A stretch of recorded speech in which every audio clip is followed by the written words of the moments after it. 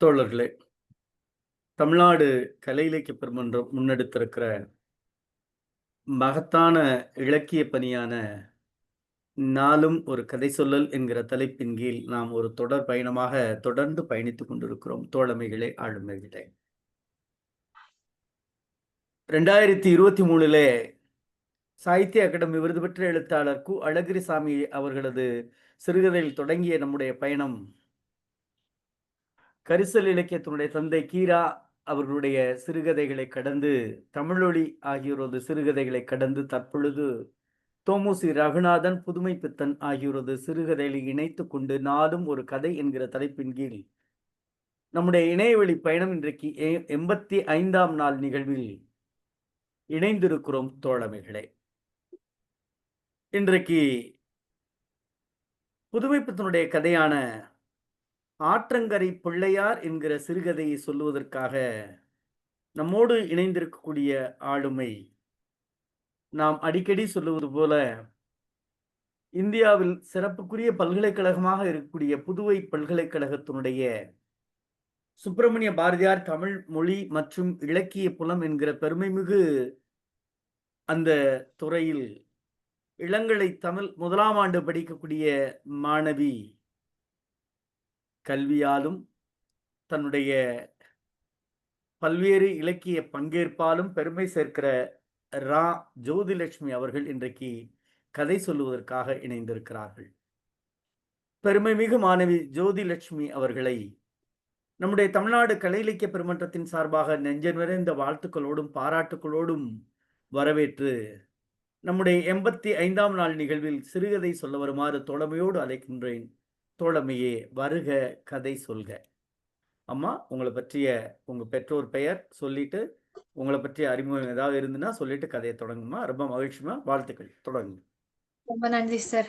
என் பேரு ஜோதிலட்சுமி. நான் புதுவை பல்கலைக்கழகத்துல சுப்பிரமணிய பாரதியார் தமிழியர் புலத்துல இளங்கலை 1ஆம் ஆண்டு படிக்கிறேன். எங்க அப்பா பேரு ராஜேஷ்குமார், அம்மா பேரு சரண்யா. இன்னைக்கு நான் வந்து புதுமை பித்தன் எழுதின ஆத்தங்கரை பிள்ளையார் இந்த ஒரு சிறுகதையை உங்கள்கிட்ட சொல்ல வந்திருக்கேன். நான் இப்ப கதையை ஆரம்பிக்கிறேன். ஒரு ஒரு ஆத்தங்கரை இருக்கு. அந்த ஆத்தங்கரை ஓரத்திலேயே வந்து ஒரு பிள்ளையார் இருக்காரு. அந்த ஆத்துல வெள்ளம் வந்து அடிக்கடி நிறைய வரும். அந்த வெள்ளம் வர டைம்லாம் பார்த்தா மணல், கற்கள்லாம் வந்து அடிக்கடிக்கு பிள்ளையார் மேல வந்து மூடிக்கிட்டு அவர் ரொம்ப கஷ்டப்படுத்துற மாதிரி ஒரு இது இருக்கும். அப்ப அந்த டைம்ல ஒரு கிழவர் வராரு. அவரு வந்து பார்க்கறாரு. பிள்ளையாரோட இந்த நிலைமையை பார்த்தோன்னே அவருக்கு ரொம்ப ஒரு மாதிரி கஷ்டமா இருக்கு. அதனால பிள்ளையாருக்கு ஏதாச்சும் ஒரு ஹெல்ப் பண்ணணும் அப்படின்னு யோசிச்சு சமூகம்ன்ற ஒரு மேடையை அமைக்கிறாரு. அதுக்கு மேல கீழே இருந்த பிள்ளையார் தூக்கிட்டு வந்து மேல வைக்கிறாரு. அவருக்கு நிழல் வெயில்லயே இருக்க வேணாம், நிழல்ல இருக்கட்டும்னு பேய் பிடிக்காம இருக்கிறதுக்கும் சமய தர்மம்னு அரச மரத்தையும், ராஜ தர்மம்னு வேப்ப மரத்தையும் நட்டு வைக்கிறாரு. ஆத்துல அதிகமா வெள்ளம் வந்துகிட்டே இருக்கிறதால மரம் 2ம் நல்லா செழிப்பா விளையுது. நல்லா செழிப்பாவே வளர்ந்துருது. நல்லா கிளைலாம் நிறைய விட்டு வளருது. பிள்ளையாருக்கு சந்தோஷமா இருக்கு இந்த மாதிரி நிழல்ல இருக்கிறதும். முன்னாடி ஆத்து கரையில உட்காந்துட்டு இருந்திருக்கும், இப்ப இங்க இருக்கிறதுக்கும் ரொம்ப சந்தோஷமா இருக்கு. தனக்கு உதவி செஞ்ச அந்த பெரியவரை வந்து மறக்காம இருக்கிறதுக்கு தனக்கு வந்து மனிதன்ற பேரை, அவர் பேரையே மனிதன் பேரையே தனக்கும் வச்சுக்கிறாரு. 2 மரங்களும் என்னன்னா 2 மரமும் ஒன்றுக்கு ஒன்று நல்லா பிணைந்து கொண்டு நல்லா வளருது. அது மாதிரி மழை காலத்துல சூரிய வெளிச்சமே அவர் மேல படுறதில்ல. அதுவே மழை காலத்துல என்னன்னா நீர் மேல இலையில இருந்து நீர் சொட்டிக்கிட்டே இருக்கு. அது சொட்டும் போதெல்லாம் பிள்ளையாருக்கு ரொம்ப குளிருது, நடுக்கமா இருக்கு. அப்ப அதெல்லாம் வந்து அது மாதிரி மரத்துல வந்து பறவைகள் நிறைய கூடு கட்டுது. அந்த கூடு கட்டுற பறவைகள்லாம் என்ன பண்ணுதுன்னா பிள்ளையார் மேலேயே அசுத்தப்படுத்திடுது. இதெல்லாம் பார்க்கும்போது ரொம்ப கஷ்டமா இருக்கு பிள்ளையாருக்கு. சரின்ட்டு இது அப்படியே இந்த நாள் கொஞ்ச நாள் போகுது. பிள்ளையார் மேல அந்த அசுத்தப்படுத்தினால பிள்ளையார் பார்க்கறதுக்கே கொஞ்சம் கோரமா தெரியல. ரொம்ப பார்க்கறதுக்கு ஆக்ரோஷமா கொஞ்சம் பயங்கரமா இருக்கு. கொஞ்ச நாள் கழிச்சு ஒரு 2 கிழவர்கள் வராங்க. அவங்க வந்து இந்த மாதிரி பிள்ளையாரோட நிலைமைய பார்த்துட்டு ரொம்ப கஷ்டப்பட்டு பக்கத்திலேயே ஆத்துல போய் தண்ணி எடுத்துட்டு வந்து ஃபர்ஸ்ட் அவங்கள கழுவுறாங்க. அவரை கழுவுனதுக்கு அப்புறம் ஒரு கிழவருக்கு ஒரு யோசனை வருது. கையில மண்வெட்டி எடுத்துட்டு இந்த பக்கமா கொஞ்சம் தூரம் போறாரு. போனதுக்கு அப்புறம் மறைஞ்சிடுறாரு அவரும். அங்கேயே இருக்க ஒரு கிழவர்ட்ட மட்டும் பிள்ளையார் பேசலாம்னு நினைக்கிறாரு. நமக்கு ஹெல்ப் பண்ணியிருக்காங்க, உதவி செஞ்சிருக்காங்க, நம்ம அவங்க கிட்ட பேசுவோம்னு பேசுறாரு. அது மாதிரி நன்றி சொல்றாரு. எனக்கு நீங்க யாருன்னே தெரியாம வந்து நீங்க எனக்கு ஹெல்ப் பண்ணீங்கல்ல அப்படின்னு. அதுக்கு அந்த கிழவர் என்ன சொல்றாருன்னா, யாருன்னே அதெல்லாம் ஒண்ணும் இல்ல. ஆனா வந்து அவருக்கும் ஒரு யோசனை வருது திடீர்னு. பிள்ளையார் அவங்க பேர் கேட்கறாரு. இவங்க அதுக்கு என்ன சொல்றாங்கன்னா, என் பேர் வந்து புத்தன். என் கூட வந்தவர் பேரு ஜீனன்னு சொல்லிட்டு, இவருக்கு டக்குன்னு ஒரு யோசனை வருது. யோ என்ன யோசிக்கிறார்ன்னா, டக்குன்னு ஏறி போய் மரத்துல பறவைகள் கூடு கட்டியிருந்த அந்த கிளையெல்லாம் வெட்டிர்றாரு. அத வெட்டுன உடனே அப்பதான் ரொம்ப நாள் கழிச்சு இவருக்கு சூரிய வெளிச்சமே மேல படுது. அது பட்டோனே பிள்ளையாருக்கு உடம்பெல்லாம் அப்படியே எரிய ஆரம்பிக்குது. எரிஞ்சோனே இவரு அந்த எரிச்சல்லயே இருக்கும்போது, முன்னாடி போனார்ல ஒரு கிழவரு. அவர் திரும்பி வந்துர்றாரு. அவர் அங்க இன்னொரு மேடை கட்டியிருக்கார் போல. அத கட்டி முடிச்சோனே அவர் திரும்பி வந்து பிள்ளையார தூக்கிட்டு போய் அங்க வச்சுர்றாரு. அங்க மரம் இங்க எந்த மரமும் இல்ல. உங்களுக்கு எந்த தொந்தரவும் இருக்காது. நீங்க இங்க சந்தோஷமா இருக்கலாம்ன்னு சொல்றாரு. ஆனா அங்க மரமே இல்லாததால ரொம்ப வெயிலு, அந்த மேடையே ரொம்ப சூடா இருக்கு. அதனால என்னன்னா, அவரால அங்கேயும் இருக்க முடியாம ஏந்திச்சு திரும்ப பழைய இடத்துக்கே வந்து உட்காந்துட்டு, அந்த கிழவர பார்த்து சொல்றாரு. "இப்பதான் உன் கூட வந்த ஒருத்தன் என்ன இந்த மாரி கிளைய வெட்டி எனக்கு கையெல்லாம் ரொம்ப கொப்பளமா இருக்கு. நீ திரும்ப அங்க என்ன வெயில்ல எடுத்துட்டு போய் உட்கார வைக்கிற" அப்படின்னு சொன்னோனே, அந்த கிழவருக்கு மனசு ரொம்ப கஷ்டமாயிருது. சரி நம்ம அவருக்காக செஞ்சோம், இப்படி சொல்ட்டாரேன்னு, இவரே போயிட்டு அந்த மேடையில அந்த வெயில்ல உட்காந்து அந்த கிழவர் அங்கேயே இறந்து போயிடுறாரு. இவரு இந்த கிழவர் இந்த மரக்கிளைய வெட்டின கிழவர பிள்ளையார் என்ன பண்ணாரு, தூக்கி வீசிறாரு. அவர் கொஞ்சம் தூரமா போய் தள்ளி விழுந்துடுறாரு. திரும்ப இப்ப அந்த பிள்ளையார் அந்த பழைய இடத்துலயே உட்கார்ந்துட்டு இருக்காரு. அந்த மரம் நல்லா வளர வளர, அரச மரத்தோட வேர் வந்து பிள்ளையாரோட கால இறுக்கமா புடிச்சுக்குது. வேப்ப மரத்தோட வேர் பிள்ளையார் வயித்த வந்து இறுக்கமா புடிச்சுக்குது. தலையையும் அப்படியே புடிச்சுக்குது. அதனால பிள்ளையார் வந்து அந்த 2 மரத்துக்கும் நடுவுல போயிட்டு சிறை பிடிச்ச மாரி உட்கார்ந்துடுறாரு. அவரால நகரவே முடியாத அளவுக்கு அது உள்ளயே உட்கார்ந்துடுறாரு. இந்த மழை டைம்லாம் மழை காலம்லாம் வரும்போது காத்தடிக்கும்போது மரம்லாம் சாயும். அப்ப பிள்ளையாருக்கு தலையே தனியா வந்துரும் போல. அந்த அளவுக்கு ஒரு பயமா இருக்கும். அவரு அந்த மாரி பிள்ளையார் வந்து அப்பதான் நரகம்னா என்னன்னு தெரிய பார்க்குறாரு. அப்ப வந்து திரும்பவும் ஆத்துல ஒரு வெள்ளம் வருது. அப்ப தூரத்துல ஒரு கம்மாயில ரோஜா தோட்டம் வச்சிருந்த ஒருத்தரோட குடிசையும் சேர்த்து இந்த வெள்ளத்துல அடிச்சிட்டு வருது. வேப்பமரம் என்ன ஆகுதுன்னா, வேரோட சாஞ்சிருது. ஆனா வேப்ப மரத்தோட வேர் மட்டும் பிள்ளையார் வயித்துல சுத்தி இருக்கிறதால அப்படியே கீழ அந்த மேடையிலேருந்து சாஞ்சு தொங்கிட்டு இருக்கு. அரச மரம் ஃபுல்லாவே கீழ ஃபுல்லா சாஞ்சிருது.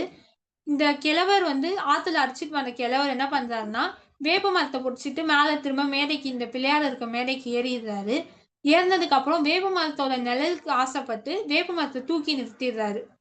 திரும்பவும் மேலேயே தூக்கி நிறுத்துறாரு. கொஞ்ச நாள் போக போக ஆத்துல வெள்ளம் தண்ணி வத்தி போயிருது. அதுக்கப்புறம் அந்த வேப்ப மரம் திரும்பவும் அந்த வேப்ப மரமும், அரச மரமும் திரும்ப நல்லா வளர ஆரம்பிக்குது. வளர ஆரம்பிச்சோனே விலகி இருந்த அரச மரத்தோட கிளைகள்லாம் நல்லா திரும்பவும் பிள்ளையார் கழுத்த சுத்திக்குது. ரோஜா அ ரோஜா தோட்டத்துலருந்து அடிச்சிட்டு வந்த அந்த கிழவர்ட்ட ஒரே ஒரு ரோஜா மட்டும் திரும்ப கையில கிடைக்குது. அத பிள்ளையார் பக்கத்திலேயே நட்டு வச்சிருந்தாரு. அதுவும் அங்க இருக்க தண்ணிக்கு நல்லா வந்து செடி நல்லா அதுவும் வளருது. ரோஜா வாசனை நல்லா இருந்தாலும், அந்த முள்ளெல்லாம் வந்து குத்தி குத்தி அவர் மேல அங்கங்க அந்த ரோஜா பூ இருக்க அந்த சைடுல ஃபுல்லா சீல் வச்சிருது. பிள்ளையார் அந்த சைடுல சீல் வச்சிருது. இப்ப மேடைய சுத்தி நெறைய சின்ன சின்ன பூண்டு செடிகள், புல்லு செடி அதெல்லாமே நெறையா வளர்ந்துருது. சில காலம் போகுது. ஒரு நாள் நைட் என்ன ஆகுதுன்னா, அ மேற்கு சமுத்திரத்தில ஒரு பெரிய பூகம்பம் ஏற்பட்டு, கடல் நீர் என்ன ஆகுதுன்னா, ஆத்தோட வந்து கலந்து பெரிய வெள்ளம் ஏற்படுத்துது. அதனால மரம் எல்லாமே இன்னும் நல்லா ஆட ஆரம்பிக்குது காத்துல. அரச மரம் பிள்ளையார் முதுகின் மேல் முதுகு மேலேயே சாஞ்சிருது அரச மரம் ஃபுல்லா. பிள்ளையாரோட வயித்த சுத்தி இருந்த வேரால வேப்ப மரம் வந்து தண்ணீல திரும்பவும் ஆடிக்கிட்டே இருக்கு. குடிசையோட அடிச்சிட்டு வந்த கிழவனும் காத்துக்கு அந்த கிழவர் நட்டு வச்ச ரோஜா செடி என்ன பண்ணுதுன்னா, திரும்பவும் இந்த கிழவர் காத்துல தண்ணீல அடிச்சிட்டு போயிறாரு. அவரோட ஞாபகார்த்தமா வெறும் ரோஜா செடி மட்டும் தான் இருக்கு. திரும்பவும் அந்த மரம்லாம் இறுகி புடிச்சுக்கிறதால பிள்ளையாருக்கு நரக வேதனை தாங்க முடியல அவரால. சமுத்திரத்துக்கு நடுவுல ஒரு படகுல போயிட்டு இருந்தவரு இந்த வெள்ளத்துல அடிச்சுக்கிட்டு இந்த பக்கம் வராரு. அவரு படகோட சேர்த்து இந்த வேப்ப மேடையில ஏறிர்றாரு. அவரும் வேப்ப மரத்த தூக்கி நிறுத்திர்றாரு. அவர் என்ன பண்றாரு, படக கவுத்து போட்டு அது மேல படுத்துக்கிறாரு அன்னைக்கு ஒரு நாள் மட்டும். அவர் வந்து தனக்கு சாப்பாடுக்கு வச்சிருந்த ஒரே ஒரு ரொட்டிய மட்டும் பிள்ளையார் பக்கத்துல வச்சுட்டு படுத்துடுறாரு. பிள்ளையார் ரொம்ப நாள் சாப்பிடாம இருந்த பசினால கொழுக்கட்ட மட்டும் சாப்பிட்டுட்டு இருந்த பிள்ளையாருக்கு அது வந்து தேவாமிர்தம் மாரி தெரியுது. அத எடுத்து சாப்பிட்டுட்டு தூங்கிடுறாரு பிள்ளையார் அப்படியே. மறுநாள் காலையில விடியுது. அப்ப பிள்ளையார் இருந்த மேடை பக்கமா ஒரு புதிதாக புதுசா ஆத்துல அடிச்சிட்டு வந்தவன் என்ன பண்றான்னா, அவன்ட்ட ஒரு புக்கும், சிலுவையும் இருக்கு அவன் பேக்ல. அத வேப்ப மரத்துல மாட்டிட்டு உட்காந்துட்டு என்ன பண்றதுன்னு பார்த்துட்டு இருக்கான் அப்ப. பொழுதுபோக்குக்காக கையில வச்சிருந்த உதைவாள வந்து இப்டி இப்டி சுழற்றி விளையாடிட்டு இருக்கான். அப்போ வந்து நெறைய பேர் வராங்க. கொஞ்சம் கிழவர்கள் வராங்க. அவங்க வந்து மேடையையும், பிள்ளையாரையும், அரச மரத்தெல்லாம் பார்த்துட்டு ரொம்ப கஷ்டப்பட்டுட்டு, சிலர் என்ன பண்றாங்க, அரச மரத்த தூக்கி நிறுத்துறதுக்கு ட்ரை பண் முயற்சி பண்றாங்க. சிலர் பிள்ளையாரோட கழுத்துல இருக்க வேர விடுவிக்கலான்னு பார்க்குறாங்க. சிலர் வந்து மேடைய சரி பண்ணிடலாம். புல்லெல்லாம் இருக்கு அதெல்லாம் புடுங்கி போடலாம் அப்படின்னு. யா ஒருத்தர் செய்ற வேலையும் ஒவ்வொருத்தருக்கு தொந்தரவா இருக்கு. அதனால எதையுமே சரி பண்ண முடியல. அரச மரத்தோட கிளைய வெட்ட போனா, பிள்ளையாரின் உதவியால் பிள்ளையாரோட தலைய சுத்தி இருக்கிறதால அது அப்படியே நிக்குது வெட்ட முடியாம. சிலர் சிலர் மரங்களையே எதிர்த்து விட்டால் நல்லது என்று நெருங்கினார். இரைச்சல் அதிகமானது. மரத்திற்கு பிள்ளையாரா இல்ல பிள்ளையாருக்கு மரமா என்ற ஒரு பெரிய குழப்பமே அந்த இடத்துல வருது. ஆத்திரம் உள்ளவர்கள் அரச மரத்தையும், வேப்ப மரத்தையும் அழித்து விட அந்த மரத்த 2த்தையுமே வெட்டி போட்டுடலான்ற மாரி நெனைக்கிறாங்க. அப்ப தூங்கிட்டு இருந்த பிள்ளையாருக்கு ஒரு கனவு மாரி வருது. அந்த கனவுல அவர் வந்து பெருசாயிட்டே போற மாரியும், அதுலருந்து விடுவிச்சு தனியா வெளிய வர மாரி, அந்த மரத்துக்கிட்ட இருந்து மாட்டிக்கிட்டு இருக்கிறதெல்லாம் இல்லாம, தனியா வர மாரி ஒரு கனவு மாரி வருது. அதெல்லாம் கனவுல நெனச்சு அவர் சிரிச்சுக்கிட்டே இருக்காரு. அப்ப இது என்ன பெரிய விஸ்வரூபம் மாரி நம்ம எடுக்குறோமா? அப்படின்னு. இப்ப கடைசியா 2 கேள்வியோட கதைய முடிக்கிறாங்க. பிள்ளையார் விடுவிக்கப்படுவாரா? அல்லது அவர் கனவு நனவாகி விழித்துக் கொள்வாரா? என்று கதைய முடிக்கிறாங்க. வாய்ப்பு குடுத்ததுக்கு ரொம்ப நன்றி சார். நன்றிம்மா. பிள்ளையார் ம். விடுவிக்கப்படுவாரா, மாட்டாரா தெரியல. இது உங்களுக்கு மட்டும் இல்ல. இல்ல இந்த புதுமை பித்தனுக்கு மட்டும் இல்ல. எல்லாருக்கும் உள்ள கேள்விதான். ரொம்ப மகிழ்ச்சி. பாவம் பிள்ளையார். ரொம்ப நன்றி. நீங்க அப்படியே இருங்க. உங்கள பற்றி விமர்சனங்கள்லாம் சொல்லுவாங்க. நிறைவா உங்களுடைய கருத்தையும் சொல்லிட்டு நிறைவு பண்ணிக்கலாம். அ இதுல இருங்க. வாழ்த்துக்கள். நல்லா சொன்னீங்க. அதுவும் அநேகமா இந்த கதை ஒரு 1/2 மணி நேரத்துக்குள்ள தான் படிக்க ஆரம்பிச்சிருப்பீங்கன்னு நெனைக்கிறேன். ஏன்னா, ஆமா. கதை மாற்றம் அப்படின்னு சொன்ன பிறகு ஒரு 1/2 மணி நேரம் கூட 20 நிமிஷம் தான். இல்ல அது கூட இல்ல 10 நிமிஷம் தான். 10 நிமிஷத்துக்குள்ள தான் ஆமா. இந்த மாற்றம். ரொம்ப மகிழ்ச்சி. நீங்க நான் கூட வேற ஏற்பாடும் பண்ணிட்டேன். ஆனா நீங்க இல்ல பரவால்ல சொல்றேன் அப்படின்னு வந்த உங்களுடைய தன்னம்பிக்கைக்கு வாழ்த்துக்கள். ரொம்ப மகிழ்ச்சி. ரொம்ப பெற்றோருக்கு ரொம்ப வாழ்த்துக்கள். ஏன்னா, ஒரு நல்ல தன்னம்பிக்கையான ஒரு பெண் பிள்ளைய வளர்த்துருக்காங்கல்ல, அவங்களுக்கு தான் மிகப்பெரிய நன்றியும், பாராட்டுக்களும். ரொம்ப மகிழ்ச்சி. ரொம்ப சிறப்புடாம்மா. சரி நம்ம பின்னூட்டத்துக்கு போயிரலாமா? ஓகே. எஸ். வழக்கம்போல பின்னூட்டத்தை தொடங்கி வைக்கிற நம்முடைய சாத்தூர் சிங்கக்கட்டை கணேசன் தோழர். தோழர்கள் அனைவருக்கும் வணக்கம். இன்று ஆற்றங்கரை பிள்ளையார் என்ற தலைப்புல திடீரென்று முளைத்த பிள்ளையார் மாதிரி இந்த கதையை கொடுத்து அவங்க ஜோதி ரொம்ப சிறப்பா சொன்னாங்க. உண்மையிலேயே இந்த கதையை புதுமை பித்தன் எதுக்காக எழுதியிருக்கிறாருன்னே கொஞ்சம் நம்மளுக்கு புலப்படல. ஒன்று அஹ், அதாவது மதத்தில் ஏற்பட்டிருக்கக்கூடிய தன்மையை அது யார் யார் எப்படியெல்லாம் பண்றாங்கங்கிறத விளக்குறதுக்காக கொடுக்குறாரா, இல்ல அவங்கவங்களுக்கு ஒரு மதம் சார்ந்த தெய்வம் சார்ந்த நம்பிக்கை இருக்கும் அதுக்குப்படி நடந்துக்கிற மாதிரி கொடுக்குறாரா அப்படின்னு சொல்லி மொத்தத்துல பிள்ளையார பிள்ளையார இந்து மத கடவுள் என்று வைத்தால் கூட அதை ஒரு நல்ல நிலையில வைக்கிறதுனா ஒவ்வொருவருமே விரும்புறாங்க. அதாவது ஆத்தங்கரை பக்கத்துல இருக்கிறது என்ன தனியா அதுக்கு ஒரு மேடை கட்டுறாங்க, மேடையை கட்டி வைக்கிறாங்க. சரி மேடையை கட்டினா மட்டும் போதாது, வெயில்ல இருப்பாரு அப்படின்னு சொல்லிட்டு மரத்தை நடுறாங்க. மரம் நட்டு அது நம்ம ஆற்றோட தண்ணி வர்ற காரணத்தினால மரம் நல்லா வளர்ந்துருது. வளர்ந்த உடனே மரங்கள் பிள்ளையார அப்படியே மறைச்சு பண்ணனால மழை பெஞ்ச நேரத்துல அந்த தண்ணி எல்லாம் பட்டு குளிர் வந்துருதுங்கிறாங்க. அந்த குளிர் வந்துச்ச பிறகு பாத்தீங்கன்னா பச்சிகள்லாம் மரத்துல உட்காந்து அசுத்தம் பண்ணிருது அப்படிங்கிறாங்க. சரி என்ன இப்படி அசுத்தம் பண்ணிருக்கோம்னா அப்ப பிள்ளையாருக்கு கொஞ்சம் என்ன இப்படி பண்ணிட்டு போயிட்டாங்களே அப்படின்னு சொல்லி ஒரு கவலை இருக்கதான் செய்யுது. அப்புறம் இன்னொருத்தர் என்ன பண்றாரு, அந்த கிளைகளை வெட்டுறதுக்கு கிளைகளை வெட்டி அதெல்லாம் பண்றாங்க. அப்ப கிளையில வெட்டினோன்னா பிள்ளையாருக்கு என்ன இருந்துச்சு, அந்த வெயில் பட்டு இவ்வளவு நாளா குளிர்ச்சியிலே இருந்ததுனால அந்த வெயில் பட்ட உடனே கொப்பளங்கள் வந்தது. அப்ப ஒவ்வொரு காரியமே அவங்க மனிதர்கள் பிள்ளையாருக்கு நல்லது செய்யணும், அவருக்கு இப்படி வந்துருச்சு அப்படி வந்துச்சுன்னு அவங்க எண்ணிக்கொண்டுதான் எல்லாமே செய்யறாங்க. ஆனா அது ஒவ்வொன்னுமே வந்து பிள்ளையாருக்கு வந்து துன்பப்படுத்துற மாதிரி இருக்குது. என்ன துன்பத்திலேயே உழந்துகிட்டு இருக்கிற மாதிரி பண்ணிடுறாங்க. ரோஜா செடியை வச்சோம்னா அந்த ரோஜா செடி வந்து அதுல முள்ளா முளைச்சு குத்துற மாதிரி இருக்கு. வாசனை இருந்து என்ன பண்ண முள்ளா குத்துற மாதிரி இருக்கு. மரங்கள் வந்து என்ன செய்யணும், ஒண்ணு கழுத்தையும் வகுத்தையும் சேர்ந்து கெட்டி பிடிச்சுக்கிடுது. கழுத்தை பிடிச்சது, வகுத்தை இரிக்கிறது வேறு. அதே மாதிரி காலை ஒண்ணு இருக்கிறது. அப்ப பிள்ளையாரு இதுக்கெல்லாம் சமீகம் கொஞ்சம் தப்பிச்சு ஓடிடும் பார்த்தா முடியல. அப்படி இருந்தாலும் வந்து தப்பிக்கிற மாதிரி வெள்ளங்கள் வந்தாலும் அது எதுக்கு அந்தந்த வேர்களை பிடிச்சிட்டு இருக்க மாதிரி சாயுது. ஆனா வேர்களை பிடிச்சி நின்றுக்கிடுது. ஃபுல்லாவும் போக முடியல. அப்ப வர்றவங்க எல்லாம் வந்து அந்த இடத்துல பிள்ளையாருடைய மேடை இருக்கிறதுனால அதுல கொஞ்ச நேரம் அந்த வெள்ளத்துல வர்றவங்க வந்து அந்த கடல்ல இருந்து தண்ணி வர்றதுலயும் வந்து ஒருத்தன் உட்கார்ந்து நிக்கிறான்.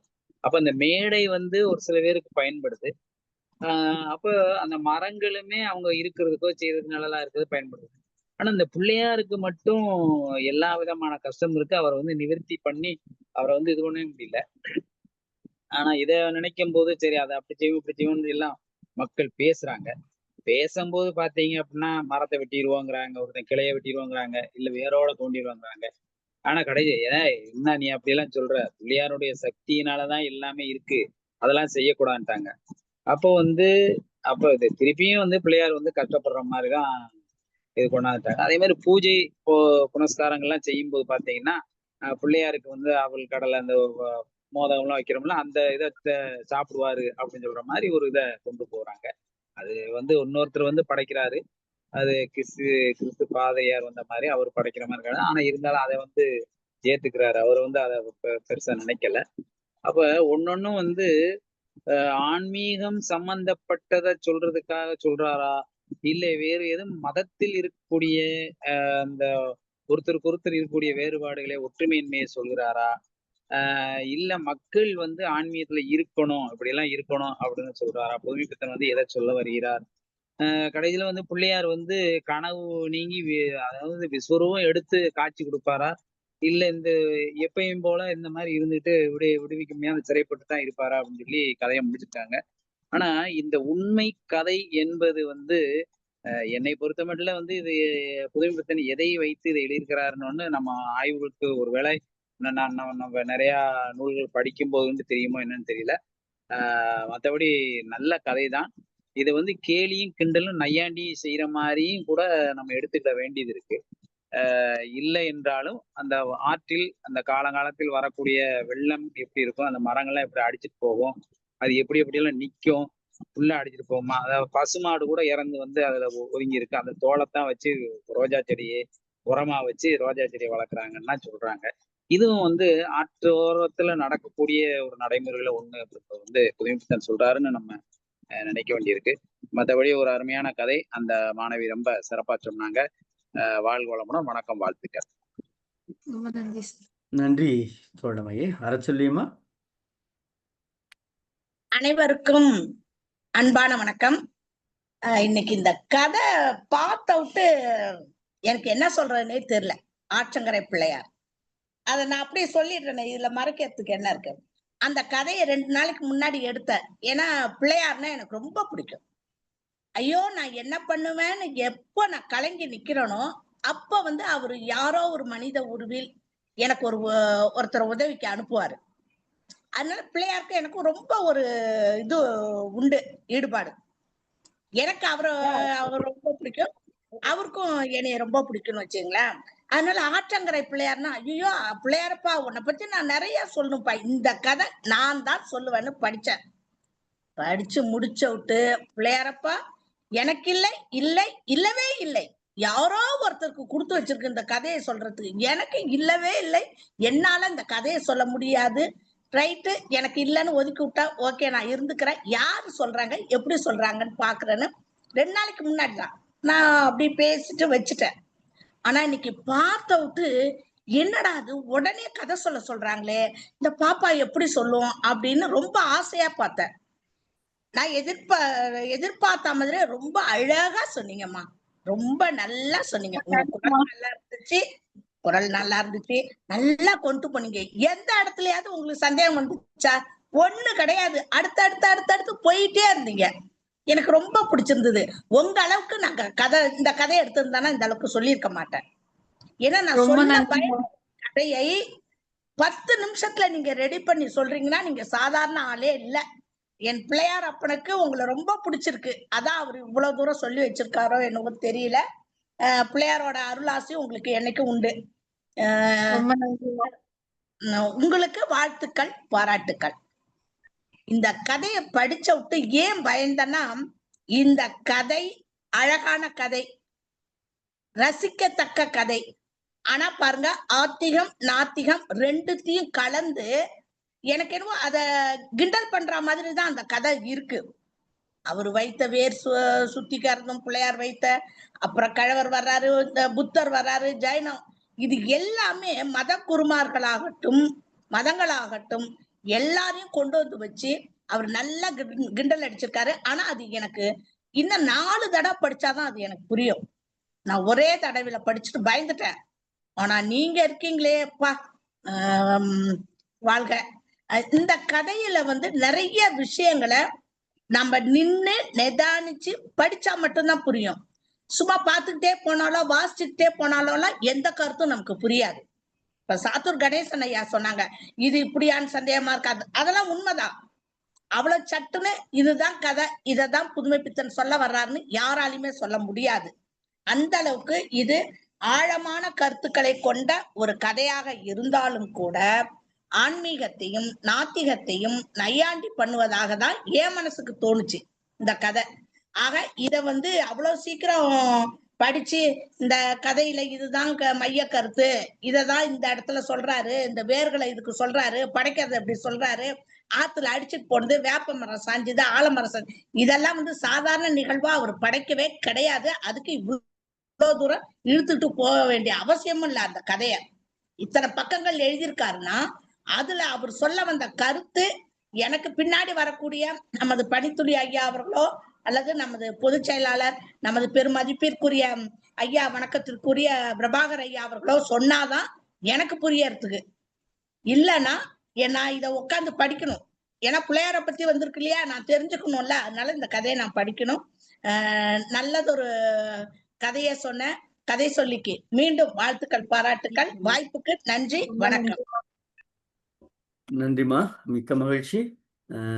அரசொல்லியம்மா அந்த வாஞ்சையோடு பாராட்டுறதுல எவ்வளவு, அதுதான் இந்த பிள்ளைங்களை உச்சி நுகர்ந்து பாராட்டுறதுங்கிற ரொம்ப விஷயம். எனக்கு ஒரு ஆசிரியர் இருந்தார், முனைவர் வா தேனப்பன் ஐயா. அநேகமா பிரபாகர் ஐயாவுக்கு தெரிஞ்சிருக்கும், சிறுகதை எழுத்தாளர், கீழச்செவல்பட்டி. அவர் மாதிரி மாணவர்களை பாராட்டுறது, நான் எத்தனையோ ஆசிரியர்கள்ட்ட நான் படிச்சுட்டேன், பழகியிருக்கேன். அடாட கோபம் வந்தா கூட பாராட்டி தான் செய்வார். அவர் நான் ஒரு ட்ரிப்பு வகுப்புல சேட்டை பண்ணிட்டேன். அவர் என்ன தெரியுமா சொன்னாரு, அவருக்கு கோபம் அப்படியே முகம்லாம் துடிச்சிருச்சு, ஆடிச்சு சொல்றாரு, தம்பு வேணா எழுதி வச்சுக்க, நீ ஒரு நாள் இந்த காலேஜில் வாத்தியாரா வரும்போது உன்னைய காட்டிலும் சேட்டை பயில அதிகமான சேட்டை பைய உன் வகுப்புல உட்காருவேன், அப்ப தெரியும் இந்த தேனப்பையன் எவ்வளவு சிரமப்பட்டேன் அப்படிம்பாரு. அதாவது அதை கூட நீ வேற வாத்தியார்னா வேற மாதிரி திட்டுவாங்க. அவர் சொல்ல, டேய் தம்பு, அவர் சொல்லுவாரு, தம்பு எழுதி வச்சுக்க, நீ இந்த காலேஜில் வருவ. சொன்னது மாதிரியே அவர் துறைத் தலைவராக இருக்கும்போது நான் ஜாயின் பண்ணேன். அதனால அது வாஞ்சையோட பாராட்டுறதுங்க ரொம்ப முக்கியம். அது ரொம்ப மகிழ்ச்சி. என்ன அரச்சலியம்மனுக்கு அண்ணன் பிள்ளையார பிடிச்சிருக்கு, இந்த முருகனுக்கு தம்பி முருகனை பிடிச்சிருக்கு, அவ்வளவுதான் வித்தியாசம். ரெண்டு ரொம்ப மகிழ்ச்சியா இருக்கு, ரொம்ப மனநிறைவா இருக்கு. நன்றி, வாழ்த்துக்கள். வேற யாராவது பின்னூட்டம் தர்றீங்களா? இல்லைன்னா நான் அடுத்து பிரபாகர் ஐயாட்டையும் சிவசுப்ரமணியன் தோழத்தையும் போயிருவேன். வேற யாரும் இருக்கீங்களா? நன்றி. வேற யாரோ விவோவில் வர்றாங்களே, நன்றி. பிரபாகர் ஐயா, நீங்க ஏதாவது வழக்கம் போல பிள்ளைய பாராட்டுங்க.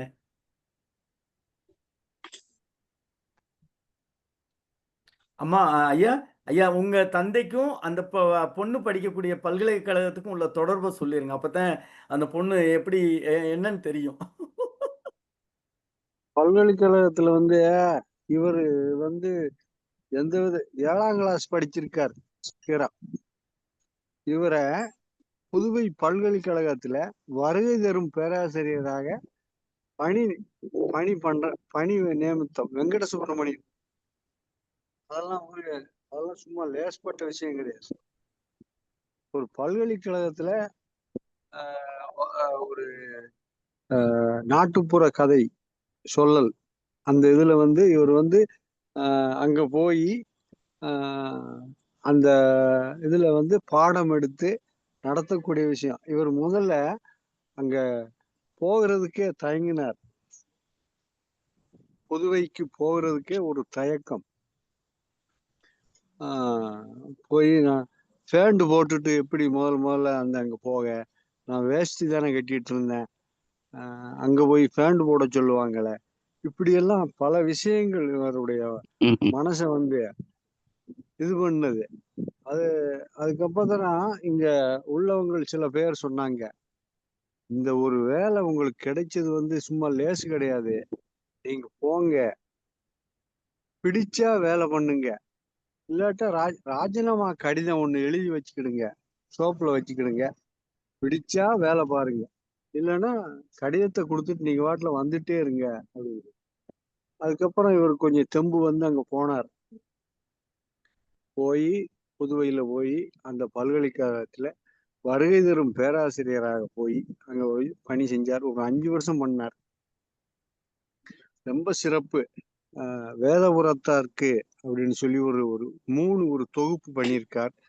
அங்க புதுவை வட்டார அந்த நாட்டுப்புற கதைகள் எல்லாம் சேகரிச்சு அதெல்லாம் பண்ணியிருக்கார். அப்படியெல்லாம் ஒரு இது பண்ணி கருமுருகன் ஐயா வந்து கேட்க போய் நான் சொல்றேன் இதெல்லாம். இல்ல எனக்கு ரொம்ப மகிழ்ச்சி. சொல்லுங்க, தெரியணும். அதாவது என்னன்னா அடுத்த தலைமுறைக்கு தெரியணும். ஏன்னா எல்லாம் இந்த என்ன சொல்றது, தொழில்நுட்பத்துல முடங்கி போயிட்டாங்க. அறிவு மழுங்கடிச்சுக்கிறாங்க. நீங்க எவ்வளவு பெரிய ஆளு இருக்கீங்கிறது அவங்களுக்கு தெரியணும்ல. சொல்லுங்க. ஆமா, ஏன்னா இந்த மாதிரி எல்லாம் நடந்த விஷயம். அங்க அப்பேற்பட்ட அங்க உள்ளவங்க பூரா எதிர்ப்பு. எப்படின்னா, அவர் 7ஆம் கிளாஸ் படிச்சவரை எப்படி நீங்க புதுவை பல்கலைக்கழகத்துல ஒரு ஆசிரியரால் நியமிக்கலாம் அப்படின்னு சொல்லி எல்லாரும் ஒரு எதிர்ப்பு. அதெல்லாம் மீறி வெங்கட சுப்பிரமணியம் தான் அங்க நியமிச்சார். அது ஒரு பெரிய அந்த பல்கலைக்கழகத்துக்கு பெரிய சிறப்பு. இவர் போன புதுசுல அங்க போய் முதல்ல போய் பாடம் எடுத்திருக்கார். அந்த மாணவர்கள் பூராமேவும் உட்கார்ந்து இருக்காங்க. இவருடைய சொல்லலை பூரா அங்கீகரிக்காங்க, இது பண்றாங்க. அதுக்கப்புறம் பள்ளிக்கூடத்திலேயே வச்சு இவர் பண்றார். அப்பமும் ஒரு தயக்கம். வேஷ்டி தான் கட்டிட்டு போறார். நான் வேஷ்டி தான் கட்டிட்டு வருவேன்னு இவரு வெங்கட சுப்பிரமணியத்திட்ட சொல்றார். அது வந்து உங்களுடைய விருப்பம். அதுக்கப்புறம் ஒண்ணு சொல்றாரு வெங்கட சுப்பிரமணியம். என்ன சொல்றாருன்னா, இவர் சொல்றாரு, நான் வந்து அந்த கட்டடத்துக்குள்ளேயே நான் பாடம் எடுக்கிறத விட வெளியில அந்த மரங்களுக்கு நிழல்ல வச்சு நான் பண்றேனே, நீ அங்க பண்ணு, இல்ல நீ எங்க வேணாலும் பண்ணு, நீ வாத்தியார், அது வந்து பிள்ளைகள், நீ எங்க வேணாலும் பண்ணு அப்படின்னு சொல்லி அவர் சொல்லிட்டார். அப்படி ஒரு நிகழ்வு எல்லாம் நடந்தது. அது அது அது ஒரு காலகட்டம் ஐயா.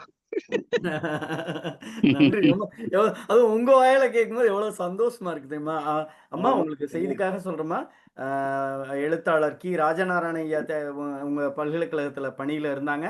அவங்களோட மகன் தான் உங்களை பாராட்டுறது. நீங்க நாளைக்கு பல்கலைக்கழகத்துல போய் சொல்லுங்க, கி. ராஜநாராயணனுடைய மகனார் என்னை வாழ்த்தினார் அப்படின்னு சொல்லுங்க. அதெல்லாம் பெரிய பாக்கியம்.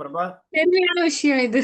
ஆமா, பிரபாகர் ஐயா அவங்களை பாராட்டுறாருங்கிற நாளைக்கு பல்கலைக்கழகத்துல சொல்லுங்க. இந்த மாதிரி நான் இணைய வழியில பேசினேன், பிரபாகர் ஐயா கீரா ஐயாவுடைய மகனார் என்னை பாராட்டினாங்க அப்படின்னு சொல்லுங்க.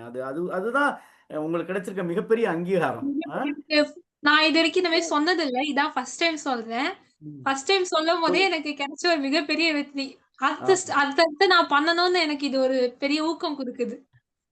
இது அடுத்து இந்த புதுமைப்பித்தனுடைய இந்த கதை, இது ஒரு நையாண்டி. புதுமைப்பித்தனுடைய விஷயங்கள் பூராமே நையாண்டி தான். அதுல வந்து ரொம்ப ஒரு மனநுட்பம் இருந்தால்தான் அவருடைய கதைகள் வந்து நம்ம புரிய முடியும். இந்த பிள்ளையார் வந்து ஜனங்கள் வந்து கொண்டாடுறாங்க இல்லையா, அதனால அவர் பதிவு பண்ண விஷயம்தான் இந்த கதை. சுருக்கமா நான் சொல்றேன். அந்த அதுல வர்ற நிகழ்வுகள் பூராமேவும் அந்த அந்த விஷயம்தான். அதைத்தான் அவரு அப்படித்தான் அவருடைய பதிவு பூரா இருக்கு. அவருடைய கதைகளை பூரா நம்ம வாசிக்கும் போது அதுதான் அதுதான் ஒரு உண்மையான ஒரு சம்பவம். உண்மையான சம்பவம்னு சொல்ல முடியாது. அவருடைய பதிவு அப்படித்தான் பண்ணியிருக்காரு. ஆனா அவருடைய பதிவுகள் கதைகள் எல்லாம் பாராட்டக்கூடிய விஷயம். பாராட்டணும் நம்ம. என்ன, புதுமை வித்தன் கொஞ்ச வயசுலயே இறந்துட்டார். ஒரு பெரிய கடோர்கஜன் அவர். சிறுகதைகள் சும்மா லேஸ் கிடையாது. அவருடைய சிறுகதைகள்லாம் சில விஷயங்கள்லாம் சில கதைகள்லாம் வாய்ச்சா அப்படியே நம்ம அரங்குவோம். அப்பேற்பட்ட ஒரு ஒரு ஒரு படைப்பாளி புதுமை பித்தன், தோமூசி, இப்படி வரிசையா சொல்லலாம். இன்னொரு 4-5 பேர் இருக்காங்க. இவரு காலச்சுவடு கண்ணனுடைய அப்பா சுந்தரராமசாமி. சுந்தரராமசாமியுடைய புளிய மரம் அற்புதமான ஒரு விஷயம். என்னைய ரொம்ப பேச விட்டீங்களோ? இல்ல நாங்க ரொம்ப நாளைக்கு அப்புறம் உங்க எவ்வளவு நேரம் ஒண்ணு இதுதானே இலக்கியம். இதுதானே இலக்கியம். பேச வரல எவ்வளவு புதிய செய்திகள் நாங்க கேட்டுக்கிட்டே இருக்கோம். ஆமா ஆமா. சுந்தரராமசாமி அற்புதமான ஒரு படைப்பாளி. சுந்தரராமசாமியுடைய பையன் காலச்சுவடு கண்ணன் சொல்றார், திராவுடைய கோவலபுரத்து மக்கள் தான் சாகித்ய அகாடமி விருது வாங்கியிருக்கு. ஆனால் கோவல்ல கிராமம் தான் நமக்கு எல்லாருக்குமே பிடிச்ச விஷயம். இலக்கிய வட்டத்துல கோவல்ல கிராமம் அற்புதமான ஒரு ஒரு ஒரு சிறுகதை கருமுகன் ஐயா. சும்மா லேஸ் கிடையாது. அது ஆரம்பத்துல இருந்து வாசிச்சா இன்னும் இதுவரைக்கும் அப்படி ஒரு நாவல் தமிழ்ல வந்தது கிடையாது. அப்பேற்பட்ட ஒரு மாபெரும் ஒரு நாவல். 7 வருஷம் பண்ணியிருக்கார். 1 வருஷம் 2 வருஷம் இல்ல, 7 வருஷம் பண்ணி அத கொண்டு போய் சுந்தரராமசாமி கிட்ட கொண்டு போய் கொடுக்கும்போது அவர் சொல்லியிருக்கார், இது நாவல் வடிவத்திலே இல்லையே. இன்னைக்கு கண்ணன் சொல்றார், இதுவரைக்கும் தமிழில் கோவலம் கிராமம் கணக்கு நாவல் வந்ததில்லை, கிளாசிக்கில் நம்பர் 1 நாவல். நன்றிமா, நீங்க கதை சொன்னதுக்கு. ரொம்ப பேசிட்டேன். இல்ல எங்களுக்கு ரொம்ப மகிழ்ச்சி. நீங்க அப்படி சொல்லவே சொல்லாதீங்க. ரொம்ப மகிழ்ச்சி. இடையில இந்த மாதிரி உங்க மனம் திறந்து பேசுங்க. நாங்க அதை எதிர்பார்க்கிறோம். ரொம்ப நன்றி. ஐயாவுக்கு ரொம்ப ரொம்ப ரொம்ப ரொம்ப நன்றி. ஐயா பணித்துளி ஐயா வந்துட்டாங்க, பாலசுப்ரமணியம் ஐயா. அவங்க பேசின பிறகு நீங்க சிவசுப்ரமணியன் தோழர் சொல்லுங்க. பணித்துளி பாலசுப்ரமணியம் ஐயா வாங்க. அனைவருக்கும் வணக்கம். உண்மையிலேயே மிக சிறப்பா சொன்னாங்க ஜோதிலட்சுமி அவங்க. நல்ல ஒரு தேர்ந்த ஒரு கதை சொல்லியா இருக்கிறதுல ரொம்ப மகிழ்ச்சி. தமிழ்நாடு இலக்கிய பெருமன்றம் இந்த மாதிரியான மாணவர்கள் அவர்களை எல்லாம் ஊக்கப்படுத்தணும் அப்படிங்கிறதுல மும்முரமா இருக்கு. உண்மையிலே ஜோதிலட்சுமி, உனக்கு என்னுடைய பாராட்டுகள், வாழ்த்துகள். இந்த குழுவுக்கு வாங்க, சரியா? இந்த நிகழ்ச்சிக்கு வாங்க. கண்டிப்பா இதுக்கப்புறம் அடிக்கடி எப்பெல்லாம் நடக்குதோ அப்பெல்லாம் வருவேன். இல்ல தினமும் நடக்குதுடாமா. தினமும் 8 இன்னொரு கதையோட வரேன் ஐயா. தினமும் கேட்க வாங்க. இது மாதிரி கேட்க வாங்க. நீங்க பின்னூட்ட சொல்லுங்க. கண்டிப்பா ஐயா, கண்டிப்பா நான் வரேன். நன்றி ஐயா. ஐயா வாங்கம்மா. பணித்துளி ஐயா பேசுங்க. வாங்க. இந்த கதை உண்மையிலேயே நிறைய செய்திகளை சொல்லக்கூடிய ஒரு கதை தான். உள்ளார்ந்து போனோம்னா அதுல நிறைய நம்ம பேச வேண்டிய செய்திகள் நிறைய இருக்கு. ஏன்னா பிள்ளையார் ஒரு படைக்கப்பட்ட தெய்வம் அப்படிங்கிறதுல மாற்று கருத்து இல்லை அப்படிங்கிற மாதிரியே இதுல போகும். புதுமை பித்தன் பிள்ளையாரை வைத்து நிறைய நெய்யல் நக்காண்டி நையாண்டி எல்லாமே பண்றாரு. அதுல சொல்லும்போது என்னன்னா, இது என்ன நம்ம புத்தன் அல்லது ஜெயினன் அப்படின்னு சொல்லும்போது புத்த மதத்தையும் ஜெயின மதத்தையும் அதுல உள்ள கொண்டு வர்றாரு. அதே போல இன்னொன்று சங்கரன், ராமானுஜன், மத்துவன் என்று 3 பேர், சங்கராச்சாரியார், ராமானுஜர், மத்துவாச்சாரியார், இந்த 3 பேரையும் இதுல கொண்டு வந்து அவங்களையும் அவர் வந்து கேலி பண்றார். இந்த 5 பேருடைய வருகை இந்த பிள்ளையாருக்கு பிடிக்கல அப்படிங்கிற மாதிரி போகுது. கடைசியா என்ன கான்செப்ட் கடைசியா அவர் சொல்ல வர்றாரு அப்படின்னா, புதுமை பித்தன் அவர்கள் சொல்ல வர்றது என்ன அப்படின்னா, பெரிய வெள்ளம் வருது. அப்ப வெள்ளம் வந்து கரை ஒதுங்குறான் ஒருத்தன், ரோஜா செடியோட கரை ஒதுங்குறான். அவன் அந்த பிள்ளையார் பக்கத்துல செடியை வளர்க்குறான். இப்ப அந்த பிள்ளையார் பக்கத்துல அவன் கரை ஒதுங்குறானே தவிர பிள்ளையார் அவனை கை தூக்கியெல்லாம் ஒண்ணு விடல. அது ஒண்ணு. அதே போல இன்னொருத்தன் படகுல வரான். படகுல வரவனும் அந்த அந்த மேடை இருக்கிறதுனால அதுல கரை ஒதுங்குறானே தவிர பிள்ளையார் அவனுக்கு ஒரு உதவியும் பண்ணல அப்படிங்கிற மாதிரி போகுது. ஏன்னா பிள்ளையாரே என்ன பண்றாரு, அந்த மரஞ்செடி கொடிகளுக்கு இடையில மாட்டிக்கிட்டு பரிதாபமா முழிக்கிறாரு அப்படிங்கிற மாதிரிலாம் அது கொண்டு போவாங்க.